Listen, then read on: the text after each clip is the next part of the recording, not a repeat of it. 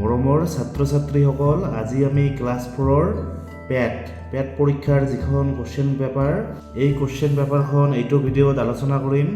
তোমালোকে ভিডিঅ'টো মন দি শুনিবা। প্ৰথমে তোমালোকে চোৱা কি কৈছে, তলৰ দফাটো পঢ়ি প্ৰশ্ন নম্বৰ 1ৰ পৰা 5লৈ উত্তৰ কৰা। তোমালোকে এইখন নিজে পঢ়িবা, ভিডিঅ'টো ষ্টপ কৰি ল'বা, তাৰপিছত তোমালোকে এইখন পঢ়িবা। কি? দেওহা। অসমৰ জাতীয় পক্ষী হৈছে দেওহা। দেওহা সাধাৰণ হাতকৈ আকৃতিত ডাঙৰ হয়। এনেকৈ তোমালোকে এইখন পঢ়িবা। এতিয়া তোমালোকে এই প্ৰশ্নবোৰৰ উত্তৰ দিব লাগিব।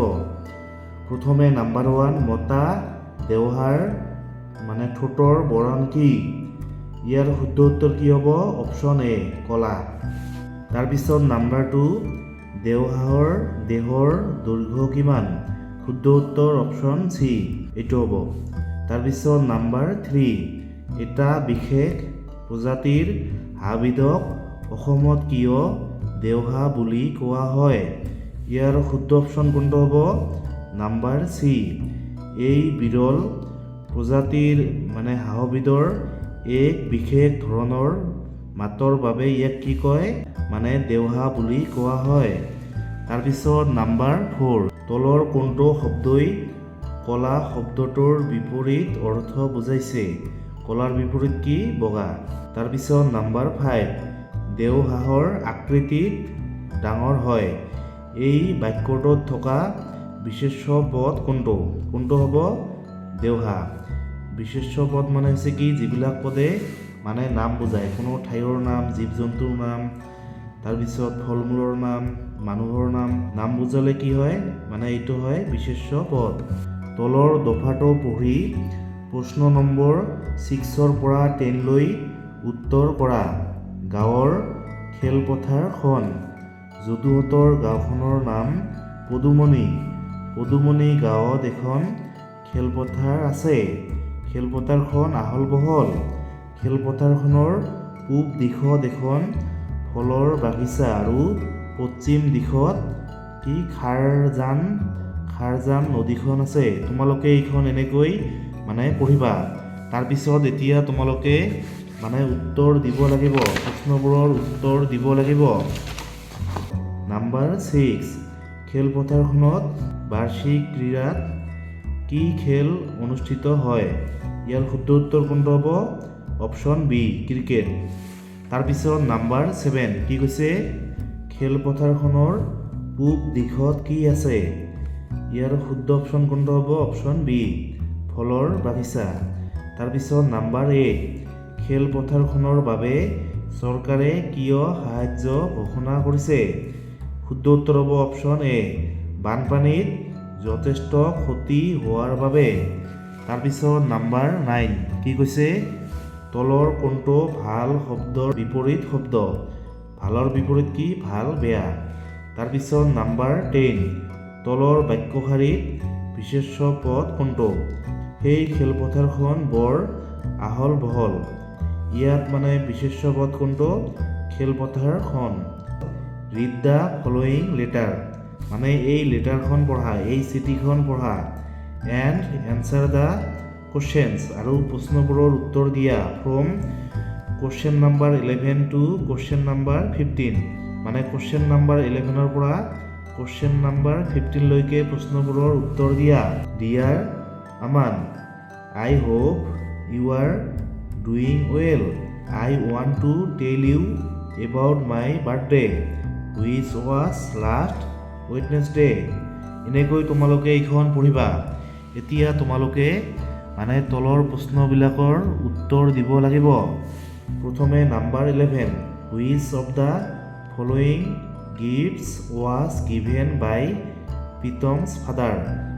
প্ৰীতমৰ দেউতাকৰ দ্বাৰা কোনটো গিফ্ট দিয়া হৈছিল? গিফ্টছ হৈছে কি? উপহাৰ। ইয়াৰ শুদ্ধ অপশ্যন কোনটো হ'ব? Option B, cricket bat. তাৰপিছত number 12, why did Pritam thank Aman. প্ৰীতমে আমানক কিয় ধন্যবাদ দিছে? ইয়াৰ শুদ্ধ অপশ্যন কোনটো হ'ব? Option A, for the colouring kit. মানে কালাৰিং কিট মানে হৈছে ৰঙৰ মানে বাকচ বা ৰঙৰ মানে কিট মানে এইটো দিয়াৰ বাবে মানে প্ৰীতমে আমাক ধন্যবাদ দিছে। তাৰপিছত নাম্বাৰ 13 কি কৈছে which of the following words mean great pleasure and happiness read the following pages and answer the questions from question number 16 to question number 20 মানে তোমালোকে এই পেজেছখন পঢ়ি কুৱেশ্যন নাম্বাৰ 16ৰ পৰা কুৱেশ্যন নাম্বাৰ 20 লৈকে মানে এই প্ৰশ্নবিলাকৰ উত্তৰ দিব লাগিব। তোমালোকে এইখন নিজে পঢ়িবা। ওৱান মৰ্ণিং মানে এদিনাখন ৰাতিপুৱা মিষ্টাৰ শৰ্মা মানে mister Sharma a kind teacher মানে এজন দয়ালু শিক্ষক ৱাজ ৱাকিং মানে খোজকাঢ়ি আছিল টু স্কুল মানে স্কুললৈ হি চ এ পুৱৰ বয় মানে তেওঁ এজন দুখীয়া ল'ৰাক দেখা পাইছিল। পুৱৰ মানে হৈছে কি দুখীয়া। Sitting by the road side মানে ৰাস্তাৰ কাষত বহি থকা with a bundle of firewood firewood মানে হৈছে কি খৰি মানে খৰি লৈ মানে এজন দুখীয়া ল'ৰা ৰাস্তাৰ কাষত বহি থকা দেখা পাইছিল। কোনে দেখা পাইছিল মিষ্টাৰ শৰ্মা এজন মানে দয়ালু শিক্ষক। তোমালোকে এইখন নিজে পঢ়িবা। এতিয়া তোমালোকে তলৰ প্ৰশ্নবিলাকৰ উত্তৰ দিব লাগিব। প্ৰথমে number 16 what did mister Sharma see by the road side মানে মিষ্টাৰ শৰ্মাই ৰাস্তাৰ কাষত কি দেখা পাইছিল। ইয়াৰ উত্তৰ কোনটো হ'ব এ পুৱৰ বয় মানে এজন দুখীয়া ল'ৰা। পুৱৰ মানে হৈছে কি দুখীয়া। নাম্বাৰ 17 হোৱাট শ্ব'জ মানে কিহে দেখুৱাইছে mister Sharma was kind hearted মানে মিষ্টাৰ শৰ্মা যে কাইণ্ড হাৰ্টেড মানে দয়ালু হৃদয়ৰ এজন ব্যক্তি আছিল কোনটোৱে এইটো দেখাইছে। ইয়াৰ শুদ্ধ অপশ্যন হ'ব অপশ্যন এ হি বট দ্য ফায়াৰউড মানে তেওঁ খৰিবিলাক কিনি লৈছিল। বট মানে হৈছে কি কিনিছিল। ফায়াৰউড মানে হৈছে কি খৰি। ফ্ৰম ৰূপম মানে ৰূপম নামৰ ল'ৰাজনৰ পৰা তেওঁ মানে খৰিবিলাক কিনি লৈছিল। তাৰপিছত নাম্বাৰ 21 ৰামুৱে চাৰ্টৰ বাবে 2 মিটাৰ 50 চেণ্টিমিটাৰ আৰু পেণ্টৰ বাবে 2 মিটাৰ মানে 70 চেণ্টিমিটাৰ কাপোৰ কিনিলে। তেওঁ মুঠ কিমান কাপোৰ কিনিলে। তোমালোকে এই দুটা যোগ কৰিবা কিমান হ'ব মানে অপশ্যন বি এইটো শুদ্ধ হ'ব এইটো হ'ব। তাৰপিছত নাম্বাৰ 22 1 টকাত কিমান পইচা এইটো সহজ 1 টকাত মানে 100 পইচা। তাৰপিছত নাম্বাৰ 23 100 টকা পাবলৈ কিমানখন 20 টকাৰ নোট লাগিব। কিমানখন লাগিব মানে 5খন 20 টকাই কিমান হ'ব 100 টকা হ'ব। নাম্বাৰ 24 এটা বৃত্তৰ চুক কিমানটা।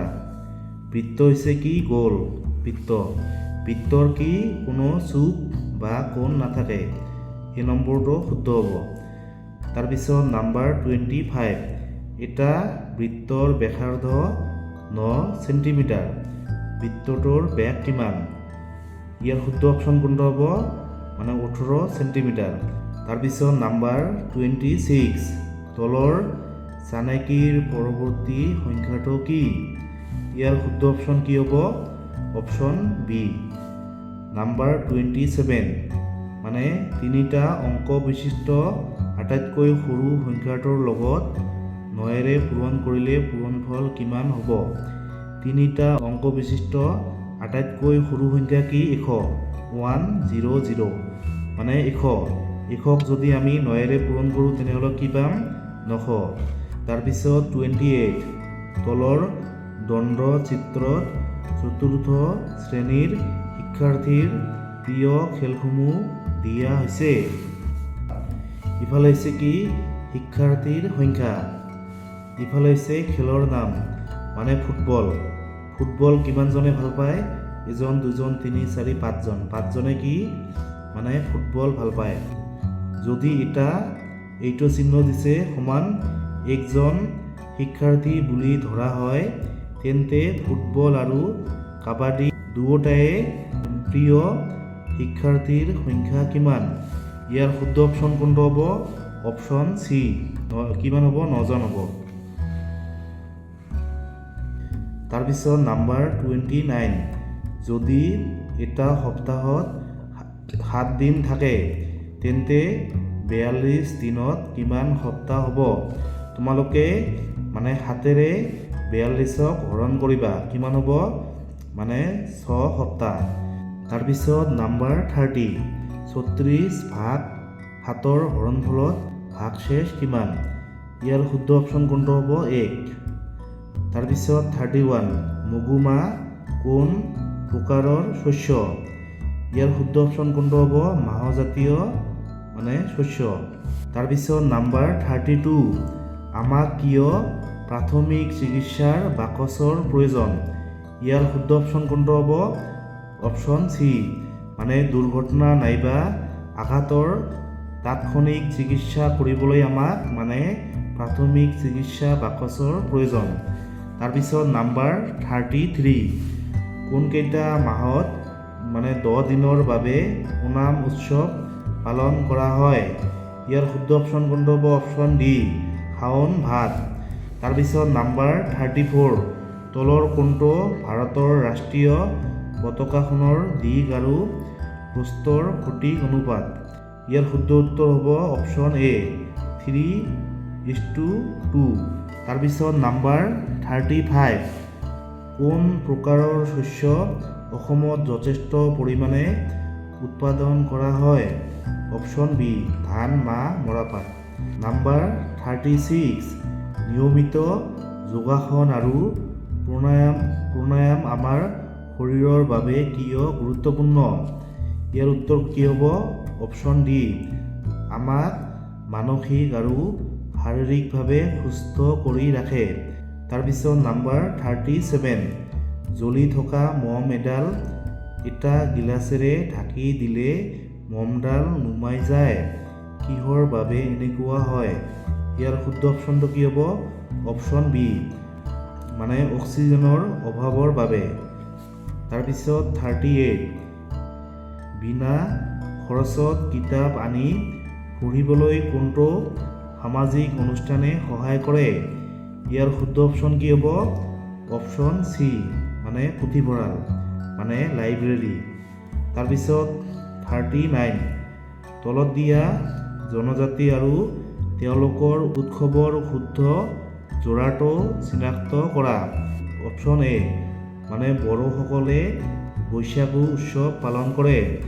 তাৰপিছত নাম্বাৰ 40, তলৰ তালিকাখনত দিৱসৰ নাম আৰু উদযাপনৰ তাৰিখ ক্ৰমে স্তম্ভ 1 আৰু স্তম্ভ 2ত মানে তালিকাভুক্ত কৰা হৈছে। তোমালোকে এইবোৰ মিলাই দিবা। স্বাধীনতা দিৱস মানে 15 আগষ্ট, গান্ধী জয়ন্তী 2 অক্টোবৰ, শিক্ষক দিৱস 5 ছেপ্টেম্বৰ, শিশু দিৱস 14 নৱেম্বৰ। ইয়াৰ শুদ্ধ উত্তৰ কি হ'ব? Option B.